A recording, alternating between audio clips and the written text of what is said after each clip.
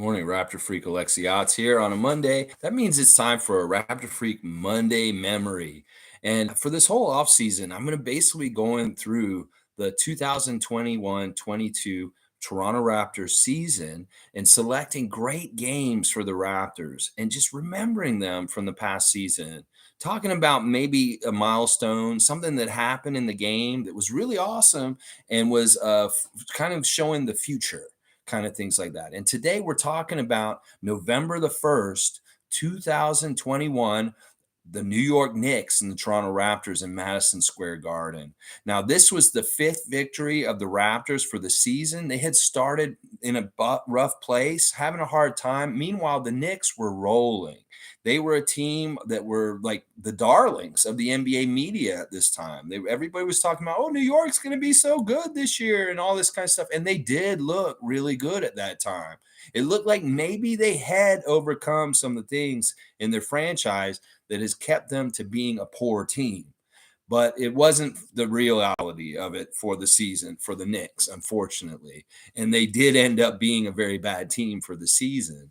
But yeah, we're just looking back at this game today. It was a very interesting game because it was celebrating the 75th anniversary birthday of the NBA. Like out of all the games of the whole entire season this year, the one that really celebrated the birthday was this game that I'm talking about today, because it happened on the date 75 years after the very first NBA game was played here in Toronto, y'all, at the Maple Leaf Gardens, the Knicks versus the Huskies.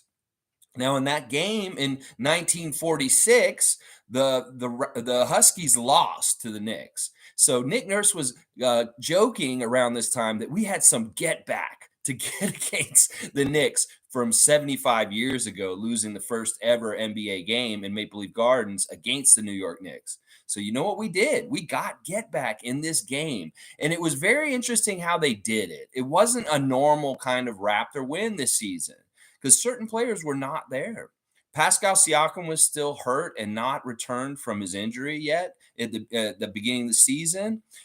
Scotty Barnes was actually hurt for this game also and did not suit up for this game. This may have been the first game that Scotty missed in his NBA career.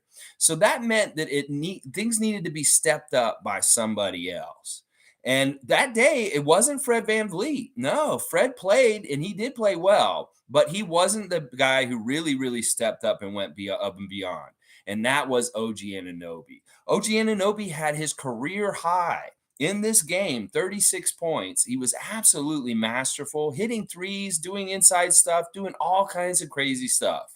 And he really was the best player that day in New York that helped us win this game. And I don't know how many games we had this season where OG was that guy for us. Secondary was Gary Trent Jr.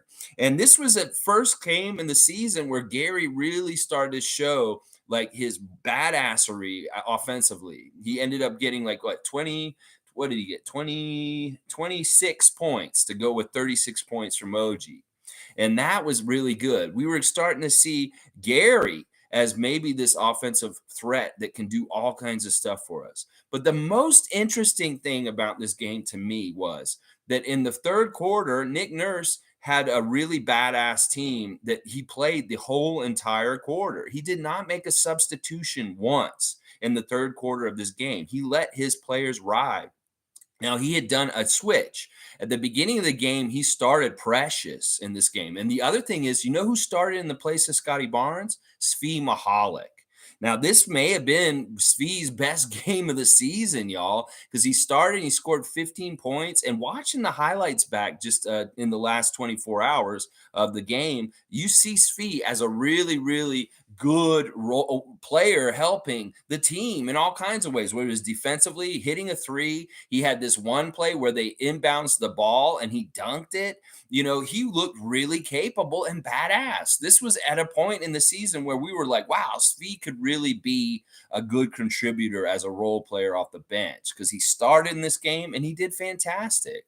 And then, you know, they started Precious also in this game, but Precious did not play well in this game. He missed a lot of shots. So Nick made the choice to start Kem in the second half. And that was really, really good idea because like I said, the synergy between Fred VanVleet, Gary Trent Jr., Svi Mahalik, OG Anunoby, and Kem Birch in the third quarter made it so that Nick did not want to substitute a single one of them in this game. They played the entire 12 minutes, all five of them. None of them got subbed out. And it really worked because, first of all, in the first half of the game, New York was killing us. They were up by 15 in the second quarter. But to close out the second quarter, the Raptors went on a major run and cut that lead way, way down by halftime. It was actually really amazing. In fact, that's what the New York coach said was when they got in trouble. Thibodeau said it was in the second quarter when they busted it open and they came back on us and ate up our lead. When they were up by 15 with like 5 minutes to go in the second quarter, and they came back and they cut it down to like 3 points, I believe, something like that at halftime. So that was really impressive. And a lot of that was Gary Trent Jr., OG, and Svi Mahalik and Fred, them doing a whole bunch of stuff together. This was a great game in Raptor history. It really is, because it was, like I said, the commemoration game of 75 years of the NBA. This is the game the NBA wanted the Knicks to win. They were already darlings. The media machine was pushing them. And in fact, the last game of the season, when we went to New York and lost to them on their court in the last game of the season, I feel like that was a little bit of a get back, that they needed to save face for how they lost to us on November the 1st, 2021.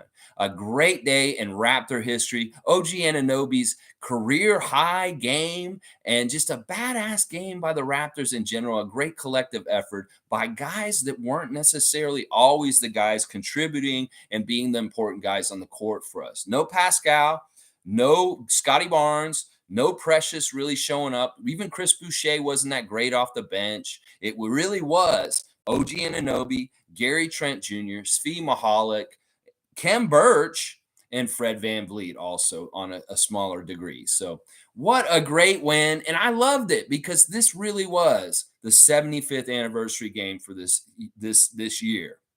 It was the game that commemorated the first ever NBA game, which is what we've been celebrating all year, NBA 75. So go Raptors. Good job.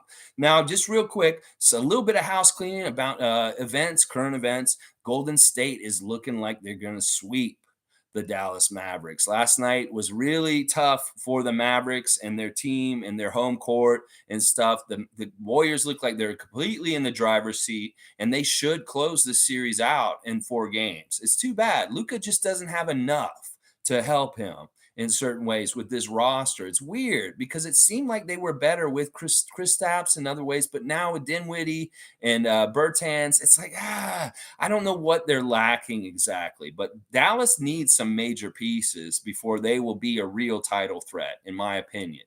And then, that dunk. Oh my God. Woo! They're calling him Maple Jordan this morning, you guys. Toronto's very own Andrew Wiggins with one of the greatest dunks in the history of the NBA playoffs last night. That was fantastic. Some of his teammates are saying he looked like Dominique Wilkins with that dunk. And wasn't it impressive how he did it on Luka? And Luka stumbled underneath him. I mean, listen, Canada, take ownership for this young man because Andrew Wiggins is a badass. And what a great dunk last night. Kudos to you, Andrew. Now, it's looking like Golden State's going to be in the finals. Well, I really want Kyle to get another win against them in the finals. They got to take care of Boston first. But if it's going to be Miami and Golden State, I do want Lowry to beat Curry again, because that is an important matchup for Toronto Raptors history. Because there's all kinds of talk. You listened to Kenny the Jet Smith last night, and he's saying the Warriors won 2 years ago. Motherfucker, you are wrong. They did not win 2 years ago. Toronto beat Golden State the last time they were in the finals. So stop twisting history. Stop poo-pooing our championship. In fact, our championship is very unique and important because it's the first ever championship in the NBA by a team that isn't in America. And that is important history. In fact, you may not champion that kind of history now, but in the years to come, maybe in 75 years from now, they will talk about the Raptors championship in a lot more glowing terms than they do now. It's just you guys are salty motherfuckers, you Americans. So Kenny the Jet Smith, you are an analyst. I usually get on Shaq and Charles for your inaccuracies and your bullshit. But Kenny, you need to give the Raptors respect and take back your dumbass comment because the Warriors did not win in 2019. You have a very dumbass memory for thinking that that's what happened. And it's just another way to just really kind of slight us in some dumb little way. So I'm glad people are calling him out on this. And I expect this from Charles and Shaq, but not from you, Kenny. So get your facts straight and give us the respect we deserve. We deserve to win that championship against Golden State. They are a great team. They are a dynasty. And we did not allow them to get one more championship in 2019. So respect where respect is deserved. All right, y'all. I'm not going to go super long today. Once again, I'm trying with different lengths of time for my videos and stuff like that. And sometimes there's just not a whole lot to talk about.